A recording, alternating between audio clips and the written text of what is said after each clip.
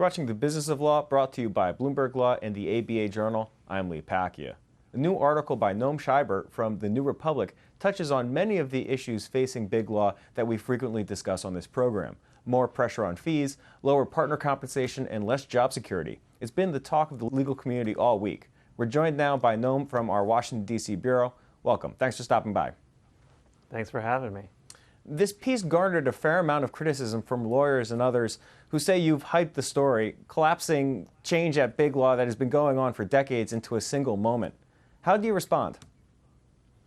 Yeah, look, there's no question that the pressures that we're talking about have existed for a long time now. It's not new. But I think if you step back and look at the arc of the legal profession over the past, say, 3 decades, you really do see something new. There's a law professor at Indiana University who's probably familiar to you, Bill Henderson, who's looked at this carefully. And Bill's thesis, which I think fits the data pretty well, is that if you start in the 80s, really the late 70s, and work forward, you see expenditures on legal services as a share of GDP rising pretty steadily over that time and pretty dramatically over that time. And it really starts to kind of level off in the early 2000s.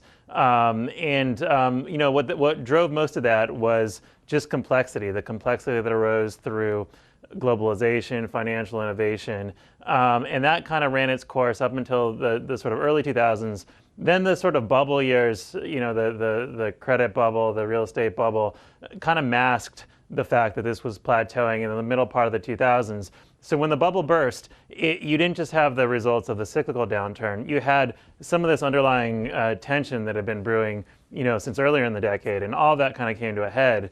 And so what you see now is not a collapse. I think a complete collapse of demand is the wrong way to put it, but a real plateau. And the idea that we're going to return to the kind of growth trajectory that existed prior to the bubble bursting in 07, 08 seems pretty far-fetched to me. Just because, and this goes back to Bill's thesis, that what drove it for all that time since the late 70s was really the kind of increase in complexity in the economy, and that has kind of worked itself out. The large corporations have figured out kind of the amount of legal services and the nature of legal services that they need to accommodate that complexity. And in order for you to get continued growth and demand, you're going to need sort of additional sources of complexity, growing at the rate that they were from the late 70s to the early 2000s. And it's just not clear where that's going to come from. Right. So in your article, you took an in-depth look at how life has changed for both partners and associates within the law firm Mayer Brown. Why did you choose to write about this firm rather than a dozen other firms that have gone through similar changes? Yeah, it's a great question. A couple of reasons. One, I wanted a firm that was prominent and respected in the field, and Mayer Brown certainly is. Here in Washington, where I sit, it's probably either among the top 2 or 3 or the top firm in terms of its appellate practice and the Supreme Court practice. So it's very well respected. They have a big finance practice. They straddle a number of niches. So that was important to me. The other thing that I was looking for was to actually do a firm that wasn't based in New York or D.C., that kind of could be a stand-in for the way that law is practiced, really, in the entire country outside of the sort of Northeast corridor. And so Chicago has historically been kind of a hub and a sort of leader for the rest of the country in terms of the legal profession. So it was natural to pick a Chicago firm. And then if you just look at the history of Chicago firms, Mayer Brown is one of 2 or 3 firms that just kind of towers over the legal landscape there. So it was a pretty natural choice. You talked a lot about the internal competition at Mayer Brown for client work. According to your story, it was really fierce, including partners from the Chicago office trying to steal work from the New York office. With respect to that particular issue, do you think Mayer Brown is the exception or the rule? Yeah, a lot of this goes back a few decades at Mayer Brown. They had a huge client, Continental Bank, that collapsed, that went bankrupt in the early 80s. And prior to that, it was a pretty cushy place. They had a lot of institutional business. They didn't really have to go out and hustle for work. Once Continental collapsed, the then chairman, Bob Hellman, realized that model is not going to work anymore. So he introduced a lot of kind of what we now call eat what you kill incentives, partner compensation would be based on a lot, heavily on the amount of business that each partner brought in. And that worked. It helped steady the firm, and the firm prospered after that. But it did create some of these perverse incentives, where because of the way that partner compensation was figured out, the partners became incredibly preoccupied with getting credit for each new piece of business.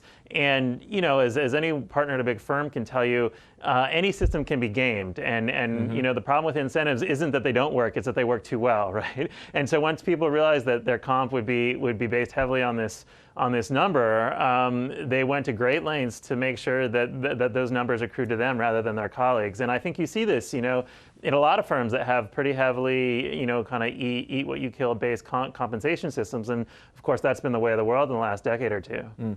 Something noticeably absent in your article was an in-depth discussion of the firm's clients, their relationship with them, how it's changed over the years. How have those relationships evolved over the years?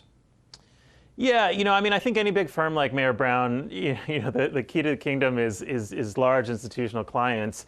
And, like any firm, I think they would like to have more of them. There's no secret about that.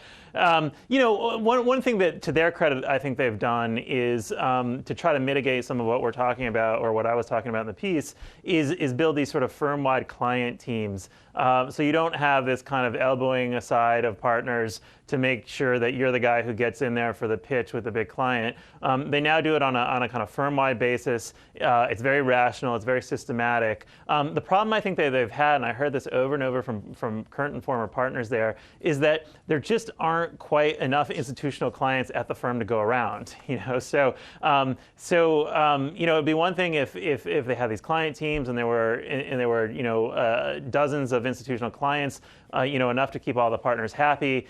Then you could have this sort of nice civil discussion about who should be on what client team. The problem now is, because there are too few institutional clients, you have a lot of jostling to get on these client teams, because that's where the action is. Once you're on the client team, you sort of control a lot of the flow of business. So in a way they've fixed the problem, but in a way they've sort of just kicked it back a step. Right, awfully tough issue. Noam, today's biggest law firms have more than 2,000 lawyers, and the richest have profits per partner north of $4 million, orders of magnitude larger than they were 20 years ago. How does that fit with your thesis that big law is dying? Yeah, I think it's less that big law is facing sort of complete obliteration than what we're going to see is something that we've actually seen within a lot of firms too, is just sort of rising inequality in the profession. So I think you will have, anywhere from a couple dozen to several dozen firms that land these big institutional clients, that handle these major transactions, major mergers, major acquisitions, sort of bet the company litigation.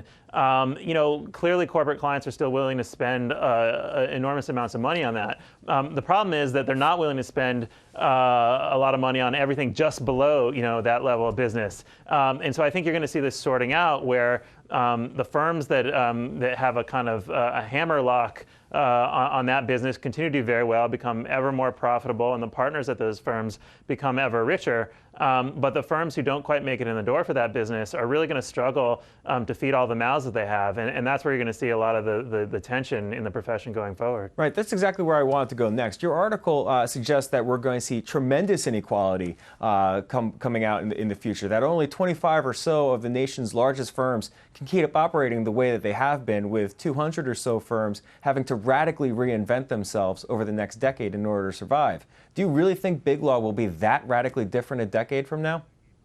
Yeah, look, I mean, these predictions are by their nature speculative. I think if I had to write the piece over again, I would hedge a little more on the prediction.